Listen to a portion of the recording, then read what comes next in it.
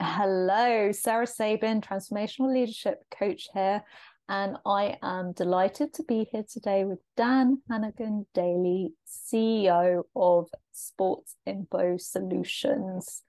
Dan, thank you for being with me, and would you like to introduce yourself in a few sentences?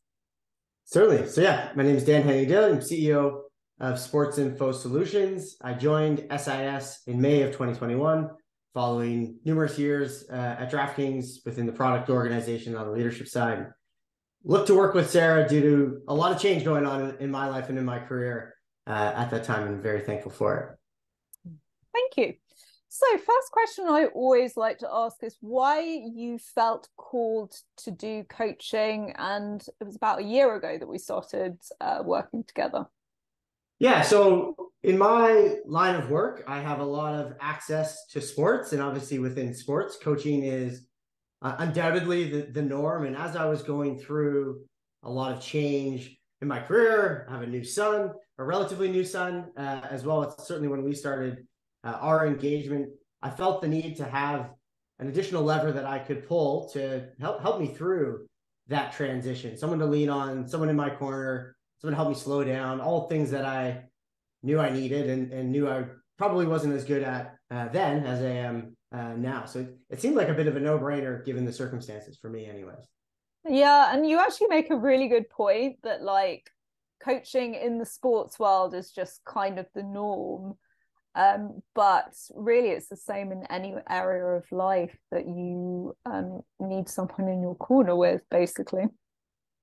So what did you love most about working with me?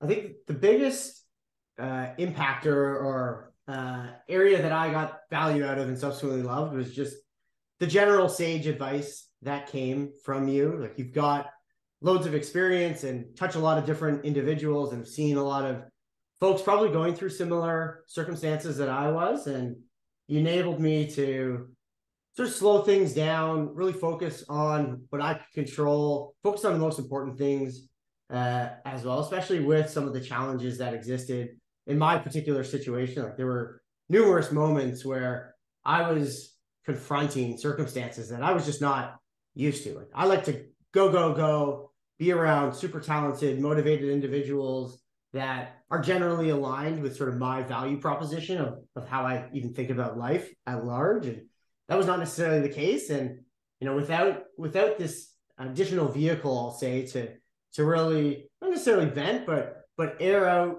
things that I was seeing, get another perspective on how things could go going forward, and making sure that I'm controlling the specific areas that were within my control is, you know, really, really important to me. Because like I would have probably walked away without that additional aid or assistance, given how challenging things got. Yeah, and I really want to celebrate you for sticking out, sticking out some challenging moments.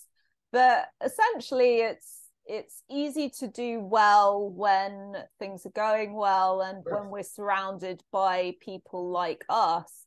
But our greatest learnings often come by working with people that are a bit more difficult, and obviously those situations are a bit more complex and uncomfortable and different from what we're used to. Yeah, for sure. And I've always sort of had the mindset, like, be comfortable with uncomfortable, and like taking a lot of risks. I'm not that's not new to me necessarily, but just some of the specific challenges and the individuals that I was dealing with, it was really useful and important to get another perspective on, you know, putting myself in their shoes to an extent and understanding tactics that I can deploy based on past successes that you had seen deployed as well. So not necessarily going down the same path over and over and over and hitting that wall, but why don't you try navigating around this way and working this angle or that angle? And it really helped me sort of see a wider picture as well. And especially from, you know, taking back to like how a coach would teach an athlete, it's like, here are the tactics that you can deploy against this type of offense or against this type of offense or against this type of offense. And, you know, I think that's really, you know, a really impactful part of what you do.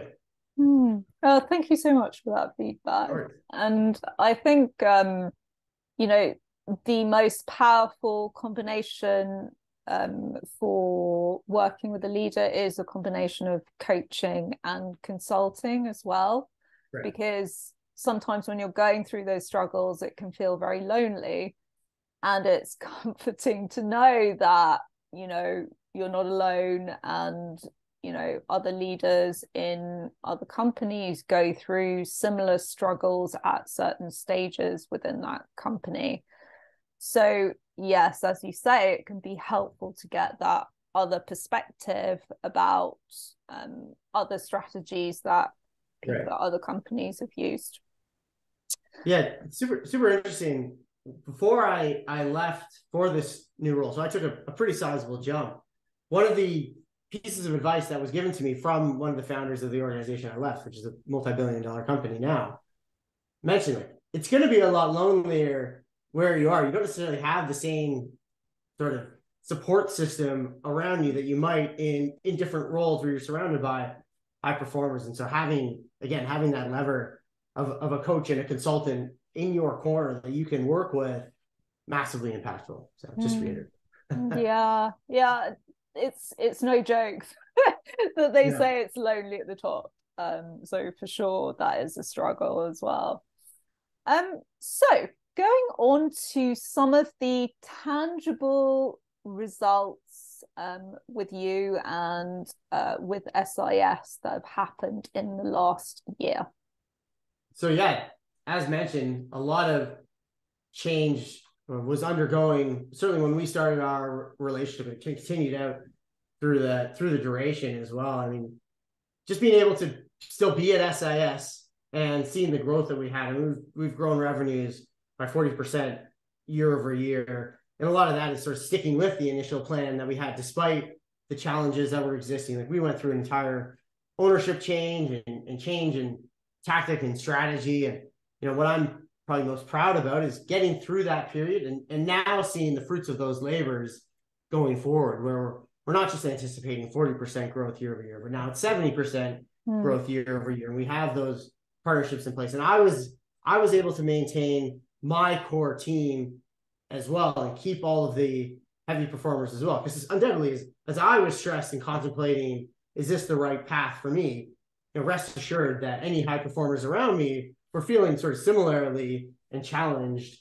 And the fact that none of them have gone separate ways, all of them have stuck to the plan, and now we're better for it. And I think that's huge for our future trajectory. We're on the cusp of a really impactful 2023. Obviously, we had a big 2022, especially the second half, once the major challenges, especially on the ownership side and board restructuring, were handled. So yeah, we're developing products consistently and efficiently, and we've added 25 new partners and generated additional revenue. I mean, all of the sort of KPIs that you would want to have in a growing organization, we're now able to reach, and it wouldn't have been possible if I left. So yeah, a lot of value there for sure. Yeah, it's nice to look back in retrospect and be like, that was all worth it. Very much. I think one of the points I want to touch on is not only obviously the growth aspect, but the retention aspect, because a lot of the clients that I work with are concerned with retaining high performers. Right. And actually that is something that you did really, really well through a very turbulent period. And that puts you in such a great position to scale for, I was going to say next year, but we're in next year, 2023. So yeah, I'm excited about, what comes next for you. Yeah, definitely. No, again, looking back on it, it's hard to actually recognize how challenging some of these items were that we were facing. And to sort of now be in the position where we are with a lot of those challenges removed and the same sort of key performers around, but without the shackles that they were sort of that they had on them previously. Like, we almost have too much going on now. It's a very different dynamic within the organization. I'm super excited about it. Everybody's super motivated now too, and aligned on the incentives, and everything's in a really, really promising position. Now we just have to go and execute, and that's what I like to do. So yeah, go kick some ass. Okay, so in terms of non-tangible results, and when I say non-tangible, I mean things like mindset shifts, satisfaction, etc. What have you noticed since last year? Yeah, I mean, I think the biggest items for me, with respect to sort of non-tangible skills, we'll call them, is just taking a step back, making sure I'm focused on what I can focus on and what I can control, but also the wider picture as well, and understanding that things are not always going to go the same pace that I maybe am used to or that my preference is, and being okay with that for certain periods of time anyways, and deploying different tactics as part of that. And I think, that's where the real like coaching aspect came in for me. And pretty much every other week when we met, it was like, it always sort of took me a notch down. It's like, okay, let's slow it down a little bit, walk through the things that have occurred that were positive, some of the things that occurred that were challenging, deploy some tactics surrounding those, and have actionable items and next steps going forward. And like that's something now that I can do sort of on the regular every single day, is thinking about sort of a similar structure and process to how I want to operate going forward. And I'm super grateful for that, obviously. And it's great that when you've experienced coaching, you start to self-coach more easily, and then you start to coach other people more easily. So it kind of, once it sinks into your psyche, it's really helpful going forward. Last question. Would you recommend me as a coach to other leaders of SMEs? Yeah, I mean, definitely, especially if you're expecting your circumstances to change, or your organization is going to undergo a fair amount of change and prospectively turbulence.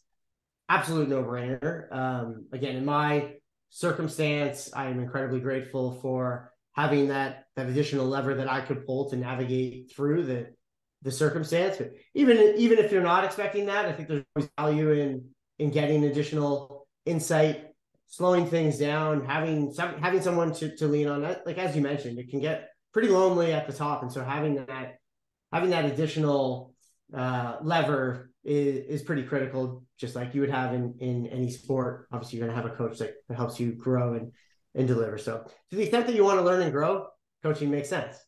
Yeah. Okay, thank you so much for taking the time to speak with me today, Dan. And for anyone listening, if you would like more information, please feel free to reach out to me. Take care and bye for now.